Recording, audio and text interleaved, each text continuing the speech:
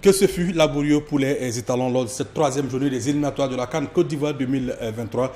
Au terme des matchs assez compliqués, les hommes du Beurre Velud arrachent la victoire 1-0. Messieurs, dames, amis sportifs, fidèles téléspectateurs, bonsoir et merci de nous retrouver pour cette nouvelle session d'information sportive sur Watt FM et 3 TV Sport 3, puisque c'est la page consacrée au sport.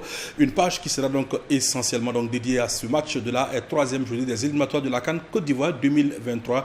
Troisième journée qui a opposé donc les étalons du Burkina aux éperviers du Togo au grand stade de Marrakech. Au terme donc des matchs assez compliqués, les étalons arrachent une victoire ô combien précieuse, 1-0, but inscrit par Faisal Tapsoba.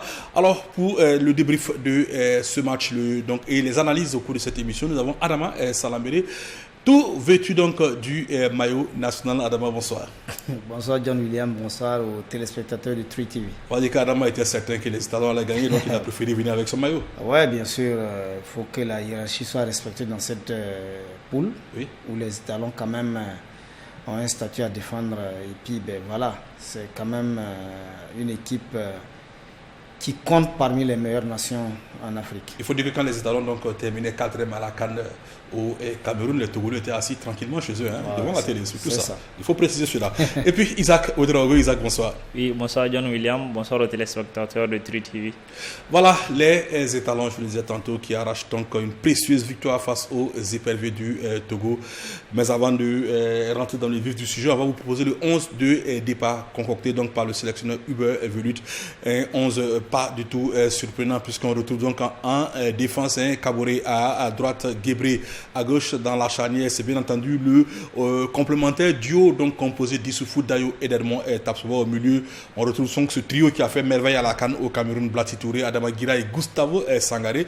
Et puis aux avant-postes, on notera surtout le retour de Franck Lassina Traoré, donc soutenu par Dango Ouattara et Bertrand Traoré. Voici donc le 11 concocté par Dango. Mais en première période, que ce fut assez compliqué donc pour les étalons. On pourra voir donc des images de cette première période de ce match Burkina Faso, donc épervier du Togo. Voilà, une première période assez compliquée qui s'est donc soldée au finish par 1-0. Adama Salambere, les Togolais nous ont-ils surpris dans cette première période?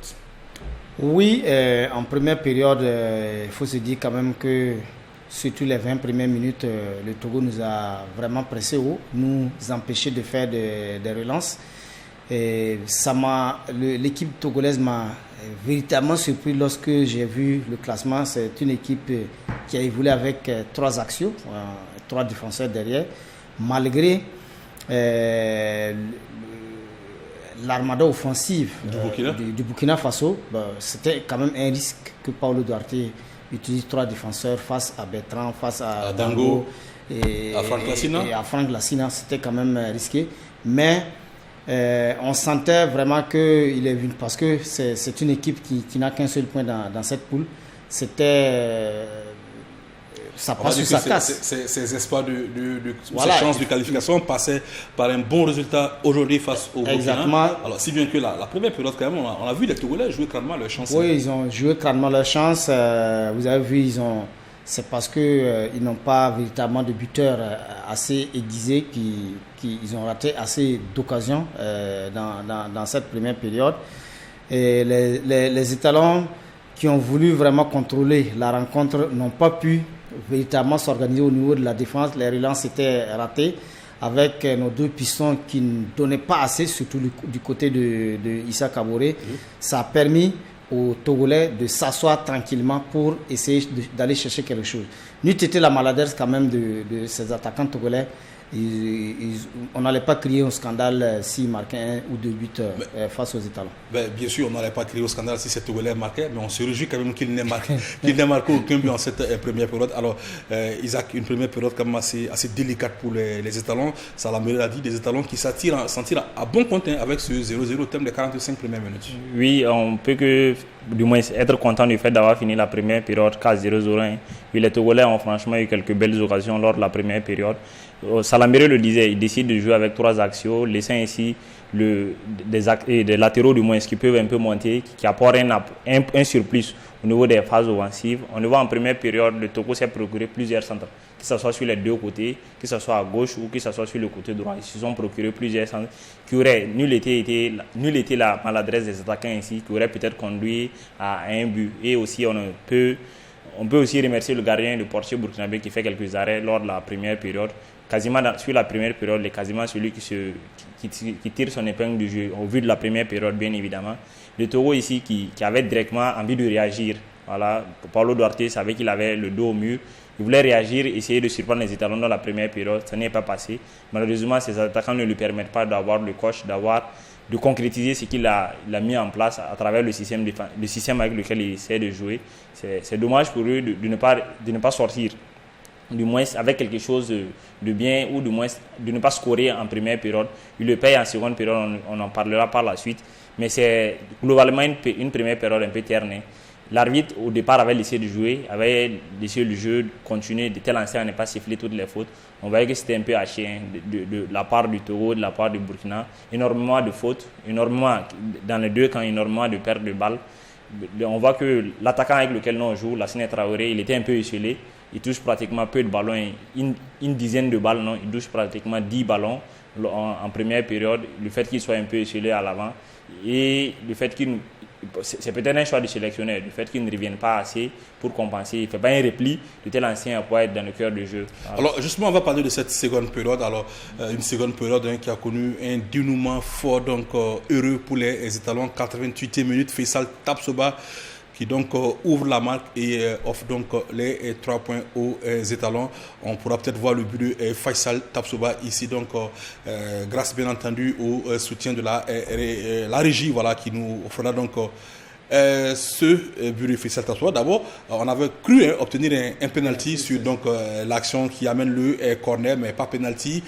Corner donc frappé, le gardien qui tente donc de se saisir du ballon et Faisal qui profite donc on va dire de la passivité de la défense togolaise pour donc catapulter le ballon au fond des filets. 1 pour le Burkina, 1-0. Excusez, 0 pour donc pour le Togo. Voilà, victoire précieuse obtenue donc par le Togo. Alors quand on fait le point sur cette partie, on peut se dire que Hubert Velud a tout simplement décidé d'attendre Paulo Duarte. C'est comme s'il savait qu'au terme donc de cette rencontre, il pouvait donc s'en tirer avec les 3 points, ou tous, pour faire plus simple, les Togolais ont joué et le Burkina a gagné, n'est-ce pas? Oui, Hubert Velud a essayé d'attendre les Togolais parce qu'il savait qu'ils allaient attaquer. Malgré son système de 4-3-3 qu'il avait mis en place, les joueurs n'ont pas totalement respecté les consignes, parce qu'il n'y a pas eu véritablement d'organisation au niveau du milieu de terrain. Et le Togo qui attaque, malgré une première période réussie, n'a pas pu tenir, parce que c'est à l'usure, il faut le dire, que le Togo, si vous avez regardé un peu les stats, parlant de la possession, c'est 62% pour le Burkina et 38% pour le Togo. Vous avez compris que le Burkina Faso a pris les choses en main, s'est réorganisé. Et avec le coaching gagnant d'Hubert Velud qui a décidé d'enlever Franck, le capitaine Bertrand, et puis réorganiser un peu l'attaque de notre équipe. Vous avez vu qu'en ce moment, le Togo était obligé de se recroqueviller sur ses bases pour essayer d'attendre le Burkina Faso. Chose que le Burkina Faso aime d'ailleurs, parce que quand vous attendez le Burkina Faso, vous allez véritablement les trouver. Et ils sont venus trouver les Burkinabés avec une réorganisation XXL qui a vraiment poussé cette action.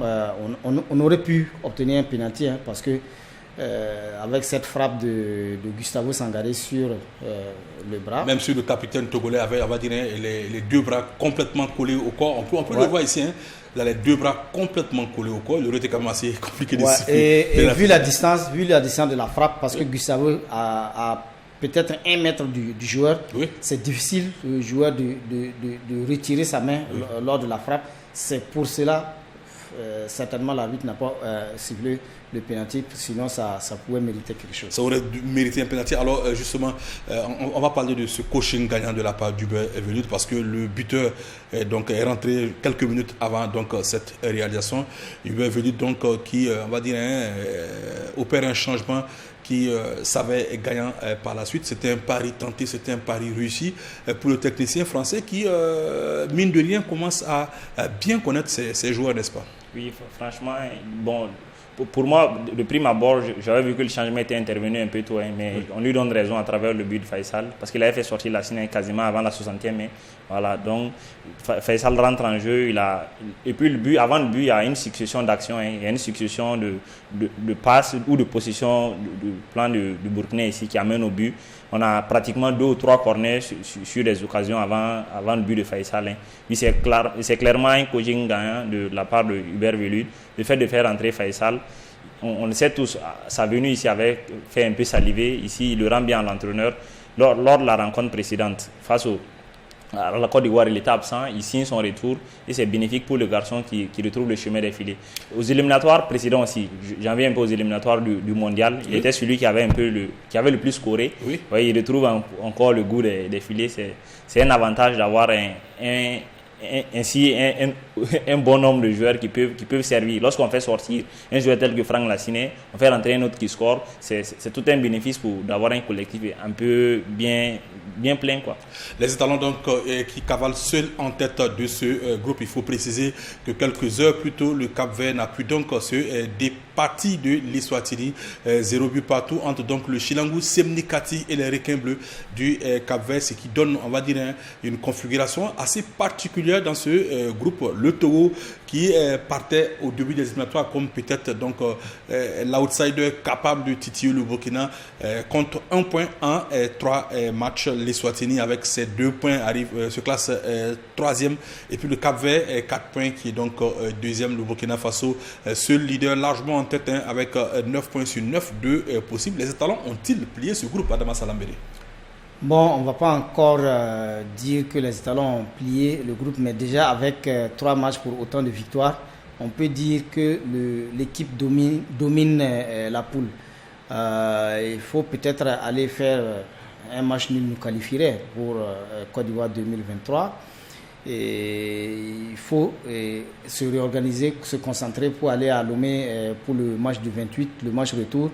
Mais il faut déjà que le coach, à partir de ce match, sache comment il faut organiser son équipe. Parce qu'à partir du match d'aujourd'hui, on sent qu'au niveau, les 2 tauliers de l'équipe, à savoir Adama Gira et Blati Touré, n'ont pas totalement réussi leur match aujourd'hui. On a connu bien mieux. Voilà, bien mieux. Ça pour eux. Voilà, pour eux. Lors de la CAN au Cameroun, c'était vraiment deux joueurs qui ont véritablement mouillé le maillot, qui ont sorti le Burkina d'un certain nombre de situations assez difficiles. Et également, ça montre vraiment ceux-là qui jouent dans leur club. Voilà. Quand vous voyez la prestation de Issa Kaboré sur le flanc droit, il a pratiquement raté tous ses centres. C'est pas bon pour un joueur qui doit animer son couloir. Il évolue quand même dans un classé deuxième dans le top 5 européen. Oui, mais l'Olympique de Marseille, mais si vous êtes à l'Olympique de Marseille et vous n'avez pas de temps de jeu, ça devient compliqué. Il va falloir que tout le monde se remette en cause et que ceux-là qui ont peut-être raté leur match aujourd'hui se ressaisissent pour aller chercher cette qualification au niveau du stade de Kégué. Une qualification qui pourrait être acquise dès le match retour, mais on va d'abord s'arrêter sur cette partie face au Togo. Alors je le disais tantôt, une équipe du Togo quand même qui était volontaire, qui a sérieusement bousculé les étalons durant les 45 premières minutes. La seconde période beaucoup plus équilibrée, on dira peut-être en faveur des étalons, suivi de Faisal. Est-ce que dès aujourd'hui on peut se dire que le Togo, en perdant ce match, a compromis ses chances de qualification? Oui, franchement, le Togo se met en difficulté, il se met tout seul en difficulté. J'en viens même un peu au match avant le Burkina face à l'Eswatini. Maintenant, 2-0, le Togo se fait rattraper au score chez lui à domicile. C'est dommage.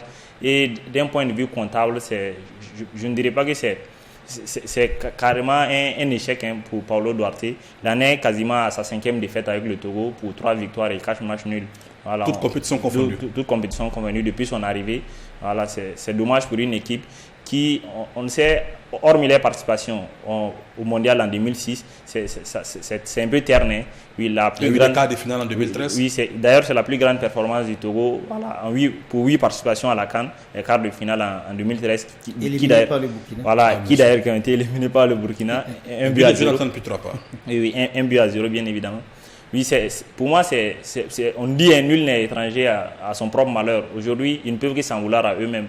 Voilà. Ils savent qu'ils avaient une double confrontation avec le Burkina qui n'allait pas être aussi facile, sur lesquels ils allaient peut-être perdre énormément de points. C'était d'engranger des points ou d'engranger encore de la confiance avant un tel match. À regard du classement ici, on savait tous le Burkina sortait favori. Le Togo ici de coacher ces matchs importants. Voilà. Mais mathématiquement, la qualification est encore atteignable vu que le deuxième, celui qui suit le Burkina, est à 4 points et le Togo lui à 1 point. Mathématiquement, rien n'est encore joué. Le Togo, on ne dirait pas qu'il a sa chance en main, mais peut encore espérer se qualifier. Il y a un match retour d'ici 4 jours pratiquement face au Burkina. Ça a eu de faire un exploit de tel ancien à se rapprocher de la qualification ou de mettre les chances de leur côté. Voilà, messieurs, on reste toujours sur ce plateau. On va marquer une petite pause par rapport à ce match donc, de la 3e journée des éliminatoires de la CAN Côte d'Ivoire 2023 au grand stade de Marrakech ce vendredi. Les Étalons donc en l'emportant 1-0 face aux ZPFE du Togo. On pratiquement fait donc on va dire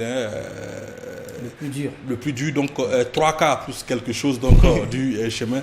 Un nul à Lomé mardi prochain. Le Burkina sera définitivement qualifié donc pour la CAN en Côte d'Ivoire. On va parler Coupe du Faso pour dire oui.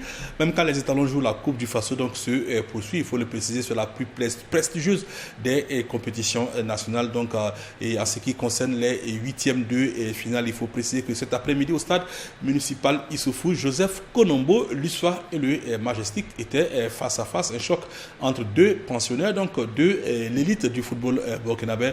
Au terme de 90 minutes, militaires donc, et académiciens de Saponé n'ont pu se départager. Des occasions assez nettes côté Majestic. Encore pour l'USFA et également au terme des 90 minutes, ça fait 0 but partout. Pas de prolongation, directement donc les tirs au but. Une séance de tirs au but qui sourit finalement au Majestic de Saponé. Les poulains du coach Moussa Sanogo Di Falcao s'imposent en réussissant 5 tirs contre 4 pour leur homologue donc de l'USFA.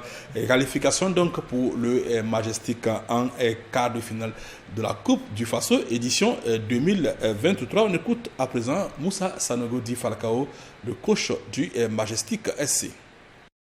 Je pense que nous avons fait une première mi-temps passable, mais la deuxième mi-temps on est passé plus ou moins à côté. Tout comme d'ailleurs le match qu'on a joué au championnat la journée précédente.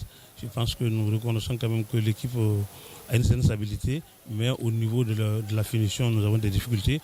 Et aussi au niveau des remplaçants, nous n'avons pas trop de marge de manœuvre. Donc nous sommes conscients de cela. Voilà pourquoi il faut tout faire, en tout cas pour gérer les matchs. Surtout les matchs de coupe, il faut les gérer. À défaut de ne pas gagner, il ne faut pas perdre. Et maintenant, la séance de tir au but, c'est souvent la chance. Je pense que la chance nous assure encore ce soir, mais ce n'est pas comme ça tout le temps. Je pense qu'il va falloir aussi apprendre à gagner sur le terrain.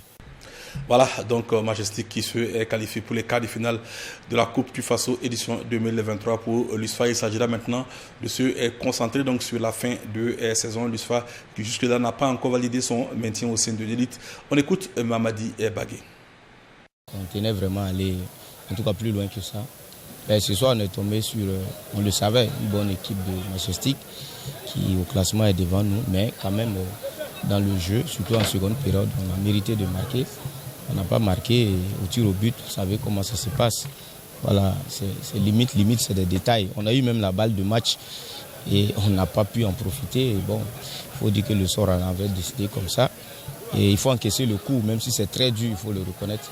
Voilà, mais il faut encaisser le coup et puis se reconcentrer en championnat pour sauver ce qu'il y a à sauver. Et puis voir si on ne peut pas améliorer au moins notre classement afin de finir la saison avec une image un peu positive, quoi. Voilà, l'histoire donc éliminée de la Coupe du Faso. Pour l'histoire, on peut dire que c'est simple, c'était mal pour un bien. Ils pourront tranquillement assurer leur maintien. Oui, franchement, c'était difficile. Quand vous avez vu l'équipe de l'USFA jouer, j'ai regardé le match, une équipe de l'USFA qui a imposé quand même son physique face aux académiciens de Majestic, qui au début avaient voulu suivre le rythme des militaires, mais par la suite ils ont usé de leur technicité, de leur jeu collectif pour aller vraiment chercher l'histoire, même s'ils n'ont pas réussi à marquer. En tout cas, ils ont pu contenir les assauts répétés de l'histoire pour aller au tir au but. Ça, c'est à cette épreuve, on peut dire que c'est une épreuve de chance, hein, même si il faut. Quand on voit également les occasions manquées de part et d'autre, on peut avoir des regrets aussi. Hein. Exactement. Toutes les deux équipes ne peuvent s'en prendre qu'à eux-mêmes. C'est un match qui ne devait normalement pas aller au tir au but au vu des multiples occasions engrangées de part et d'autre des deux équipes. Mais bon, je ne sais pas si c'est la chaleur qui a peut-être, en tout cas, un match qui a démarré à 15h30, contrairement au championnat qui démarre à 16h. Ce match à 16h. Bon. C'est vrai qu'il n'avait pas que ce match. À Koudougou, il faut préciser que COSAF, COSAF a réussi à se qualifier pour les quarts de finale face à Tenakou, donc 1-0-8. Mais c'est une donnée importante qu'il souligne, le fait qu'on joue les matchs de Coupe du Faso à 15h30, c'est franchement incompréhensible. Oui, mais il faut préciser que certains terrains n'ont pas d'éclairage. Voilà, oui, mais non, si on prend en compte peut-être qu'après le match, il y a la séance des tirs au but. Voilà, mais ça arrive. Non, pour les huitièmes, il n'y a pas de prolongation. Oui, il n'y a pas de prolongation. Mais c'est directement les tirs au but. C'est ce qui peut avancer peut-être en disant qu'on commence en 15h30. Ça permet d'avoir un grand temps de tel ancien, même s'il y a des tirs au but, que ça ne s'étale pas la nuit. Mais ça arrive avec des intempéries là. Il peut y avoir cas de pluie, inondation, le match est stoppé. Pour l'instant, les cas de pluie sont, il me semble, assez. Probablement très rare en cette période de l'année, oui. Non, mais ça arrive avec des intempéries qu'on suspend des matchs, non. Oui. Mais il faut tenir compte depuis on voit que la canicule tape, hein. La canicule est vraiment à un point culminant. Franchement, on n'a pas le choix que de jouer à 15h30 parce que si vous démarrez un match où il n'y a pas, à 16h où il n'y a pas d'éclairage, vous savez, il y a des séances de tir au but qui peuvent tirer en longueur, où tous les joueurs de l'équipe tirent et ils sont toujours à égalité. Il faut reprendre à 0, ça devient compliqué. S'il faut jouer les prolongations et puis venir faire des tirs au but. Il n'y a pas de prolongation. Non, enfin, je veux dire. Il n'y a pas de prolongation. Les prolongations, c'est à partir des quarts de finale. À partir des quarts de finale où les matchs se jouent sur des terrains gazonnés. Où on pense qu'il y a de l'éclairage. Si je ne m'abuse, il n'y a qu'un seul terrain au Burkina aujourd'hui où il y a l'éclairage. C'est le stade municipal. Sur aucun autre terrain, on peut jouer en nocturne. Si je ne m'abuse. D'accord, on va continuer. Tu confirmes avec moi, non? Oui. Vous allez jouer donc tous les matchs des quarts de finale municipal. Au stade où il y a l'éclairage, mais ce n'est pas aussi parfait que ça. On pourrait presque dire qu'il n'y a pas d'éclairage au stade. Il n'y a pas d'éclairage. Donc on pourrait dire que je pense que le règlement stipule simplement des terrains gazonnés, je pense. Terrain gazonné, mais pas forcément terrain avec un éclairage. Alors, messieurs, on reste sur cette coupe du Faso pour dire que justement pour ces huitièmes de finale, il n'y aura pas que COSAF Tenakourou ou Majestic USFA. Il y aura bien d'autres rencontres, des rencontres qui vous sont proposées donc par Hyacinthe Sawadogo. Il faut dire que l'un des matchs FA faisait donc l'objet d'une conférence de presse d'avant-match. Le Canon du Sud, classé 7e en Ligue 2, se mesure au dauphin de l'AS Douane en Ligue 1 pour les huitièmes de finale de la Coupe du Faso. Sans pression pour la montée en 2-1, le Canon du Sud s'est fixé des objectifs en Coupe du Faso. Déjà tombeur de l'association sportive des fonctionnaires de Bobo Dioulasso, il compte continuer dans la même dynamique. Face à Salitas, l'encadrement technique n'a autre vision que de dompter les colonnes de Ouaga 2000 ce samedi. Nous jouons pour la victoire. Salitas, c'est vrai que c'est le dauphin de l'AS Douane, mais ça, on ne met pas ça sous nous. On se prépare comme d'habitude. Et puis, il y a une préparation aussi spéciale pour aller au bout de la Coupe du Faso. Parce que si on va constater, c'est notre première fois d'atteindre ce niveau. Le club Salimata Itasséré reconnaît la capacité de leur adversaire et se dit prêt pour l'affronter. Ils ont réussi à faire quelques victoires, ce qui augmente le capital confiance de leur côté. Mais bon, nous sommes confiants, on s'est préparé pour ça. Et la Coupe du Faso fait partie de nos objectifs cette saison. Donc nous n'allons pas vraiment lever les pieds sur ça. On doit aller chercher la victoire. Donc on est là pour ça, pour jouer, pour gagner. Donc on va se battre, on va tout faire, on va donner pour essayer d'arracher cette victoire. L'autre huitième de finale, très attendue, est celle qui oppose l'AS Douanes au Léopard de Saint-Camille. Les Gabelous, déjà détenteurs de la Coupe du Faso l'année dernière, veulent se succéder à eux-mêmes. L'encadrement technique de l'AS Douanes est conscient de la forme des Léopards et se prépare au mieux. C'est une équipe à prendre très au sérieux. Et quant à leur production du jeu, vraiment c'est d'un très bon niveau. Donc c'est à nous de rester plus concentrés et de présenter notre meilleur niveau. Il n'y a pas à négliger cette rencontre. Voilà. Comme le code l'a si bien dit, les plans ne seront pas dévoilés ici. Mais toute la semaine, on en a travaillé pour pouvoir les affronter. Et je pense que ça sera le cas. Et Inch'Allah, si Dieu facilite, on ira avec la qualification le samedi. Les Léopards de Saint-Camille, une équipe à craindre. Le Rail Club du Kadiogo en sait quelque chose puisqu'il est éliminé par cette même formation. Une équipe montée même en bloc. C'est un match qui fait rêver. Donc je le dis, je répète, je dis à mes joueurs à tout moment. Et c'est à travers ces matchs-là que chacun peut avoir le nom comme on le dit. Donc on prépare ce match comme les autres matchs. Voilà, donc on ne va rien changer dans notre façon de travailler, de jouer. Canon du Sud Salitas, c'est ce samedi 25 mars à 15h30, suivi de l'AS Douanes Léopard de Saint-Camille à 17h45 au stade municipal Issoufou Joseph Konombo de Ouagadougou pour les tickets des quarts de finale de la Coupe du Faso. Voilà, donc huitième de finale qui se poursuivent demain, samedi et dimanche sur tous les terrains concernés au stade municipal Issoufou Konombo. Vous avez pu le voir, donc Salitas sera face au Canon du Sud et l'AS Douanes devra en découdre avec un autre pensionnaire de Ligue 2, à savoir les Léopards de Saint-Camille. Avant donc de retrouver les éliminatoires de la Coupe d'Afrique des Nations Côte d'Ivoire 2023, en ce qui concerne donc le groupe des étalons, sachez que les résultats dans les autres groupes donnent donc ceci: le Ghana qui l'emporte 1-0 face donc au Palancas Negras d'Angola, but ghanéen inscrit à la 96e minute, c'est-à-dire à la fin des arrêts de jeu. Le Nigeria qui se fait surprendre par les Lycaons de la Guinée, les Djurtus de la Guinée-Bissau, 1-0 donc à Abuja. Et puis la RDE Congo de Chancel Mbemba qui l'emporte 3-1 face à la Mauritanie. Même score pour la Côte d'Ivoire face aux Comores. Et puis le Cap-Vert et les Swatini qui se séparent donc bons amis. 0 but partout. Alors Adama Salambéré, après 3 journées donc dans le groupe des étalons, le Burkina Faso occupe la première place avec 9 points. Le Cap-Vert est deuxième avec 4 points. 2 points pour les Swatini, 1 point pour le Togo. Si l'on considère à partir de ce résultat que le Burkina est quasiment qualifié, qui pourra accompagner les étalons à la CAN en Côte d'Ivoire? Bon, c'est au vu du classement. De toute façon, nous avons vu un peu ces 4 équipes évoluer. Le Burkina a déjà rencontré les 3 équipes. Je crois que le Burkina a battu le Cap-Vert 3-0 si je ne m'abuse. 2-0. 2-0 avant d'aller gagner les Swatini 2-1. 3-1. 3-1. Oui. Ah ben doublé de Dango Ouattara et puis but de un dernier but inscrit donc par Aziski. C'était 3-1 face à les Swatini. 3-1, oui. Effectivement. Donc en réalité les forces sont équilibré au niveau des 3 autres équipes, au niveau du Cap-Vert, même si le Cap-Vert a pu battre le Togo. En tout cas, c'est un peu équilibré en bas, mais on voit beaucoup plus le Cap-Vert se pointer à l'horizon parce que au comptoir, on a 4 points pour le Cap-Vert, 2 points pour les Swatini et puis 1 point pour le Togo.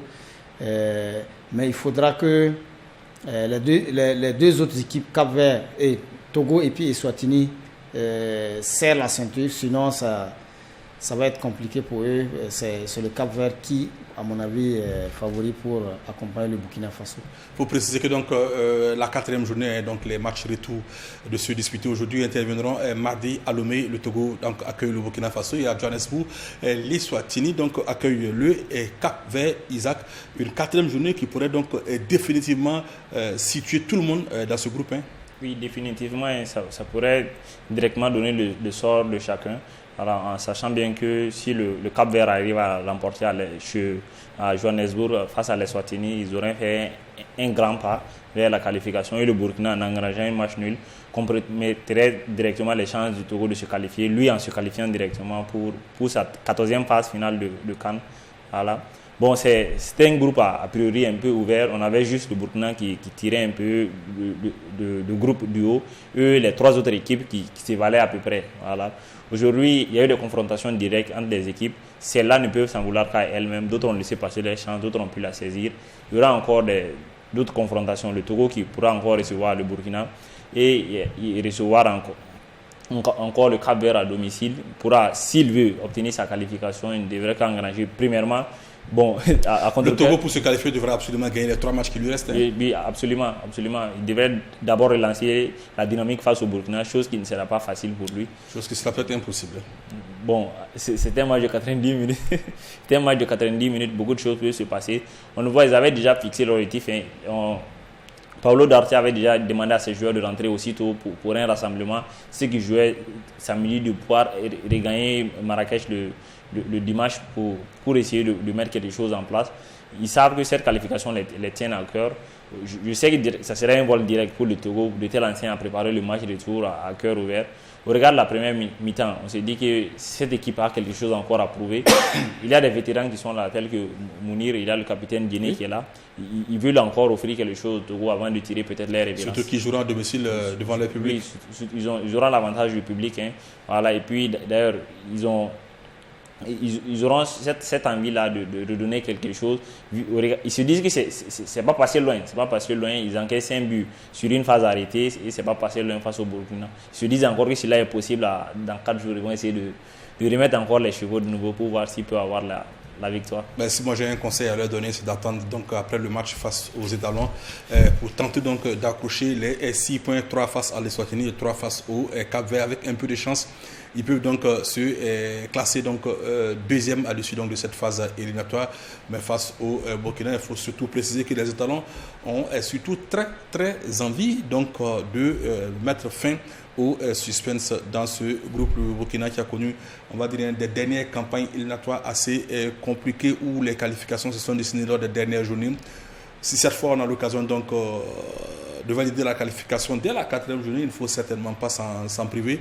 Isaac, on aurait bien voulu continuer, mais malheureusement on me fait signe du côté de la régie que le temps qui nous était imparti est à son terme. Madame Salambéré, oui, bien sûr. Ah bon? Oui, bien sûr. Non, c'est surprenant aujourd'hui. C'est très surprenant aujourd'hui.